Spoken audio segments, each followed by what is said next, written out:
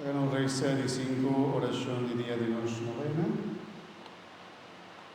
Dios majestuoso y a la vez cercano, oh Dios asina santo como pueblo de Israel, mi atrevimiento por nombre, oh Dios alto, elevado a todo lo que vos creas, nos está alabado, nos está agradecido, a pesar de la majestad y santidad incansable, porque la vida igual como criatura en Emmanuel, Dios con nos, un Dios de figura diente, oh sabiduría de Dios altísimo, cuya vida ende de verde, porque la compartimos vida, por el primer instante de concepción de amor, por el amor nos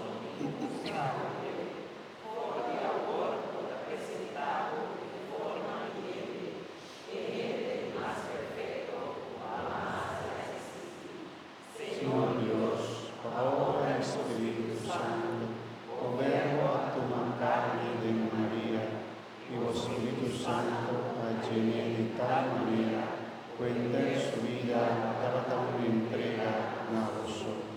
Escucha a vosotros y cumple con vosotros. Nos te pedimos, la Espíritu Santo, tanto más y así nos más Serva dispuesto a aceptar la voluntad de Dios y por entendernos vida en servicio de Cristo y su reino. Mamma María, ahora llena de gracia, Señor nos dice a Dios, amén, de todas circunstancias de nuestra vida y vida eterna del Espíritu Santo. Amén. Bueno, le hagamos la para.